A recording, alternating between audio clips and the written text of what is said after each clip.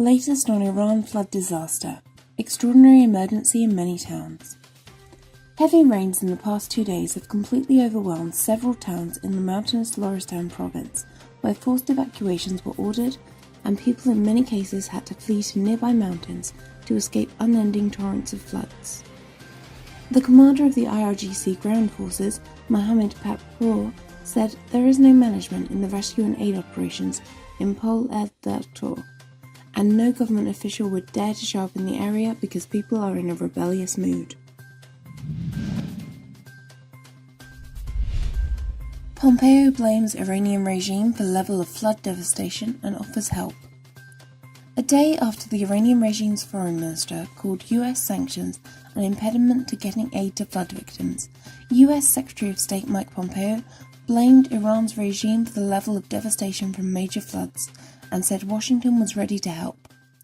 Pompeo said in his statement, "These floods once again show the level of Iranian regime mismanagement in urban planning and in emergency preparedness. The regime blames outside entities when in fact it is their mismanagement that has led to this disaster." Oil imports of free Iran waiver countries cut to zero. 3 of the 8 countries to which Washington granted waivers to import Iranian oil have now cut their shipments from the country to zero, according to the US Special Representative for Iran. Brian Hook told reporters in Washington, "In November we granted 8 oil waivers to avoid a spike in the price of oil. I can confirm today 3 of those importers are now at zero." He did not name the 3 countries. Iran conducted major cyber assault on key UK infrastructure. Iran is being blamed for a wave of cyber attacks that targeted key parts of the UK's national infrastructure in a major assault just before Christmas.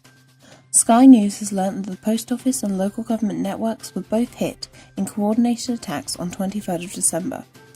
Analysis by cybersecurity experts in California have concluded that a group connected to the Iranian Revolutionary Guard was responsible for this attack and the attack on the parliamentary network in 2017. Britain, France and Germany seek full UN report of Iran missile activity. Britain, France and Germany are accusing the Iranian regime of developing missile technology following recent activities that they said was inconsistent with a UN resolution and are calling for a full UN report, according to a letter released Tuesday.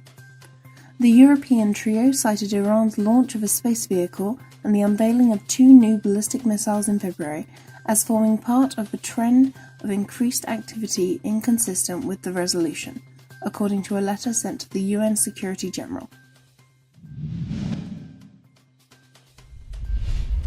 British MPs expressed support for Iranian resistance at New Year celebration in Parliament.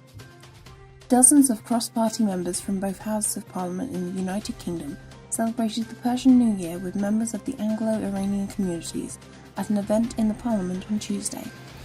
In their remarks, the cross-party MPs and peers extended their condolences to the President-elect of the NCRI, Maryam Rajavi, and to the bereaved families in Shiraz and other cities affected by devastating floods across the country in recent weeks.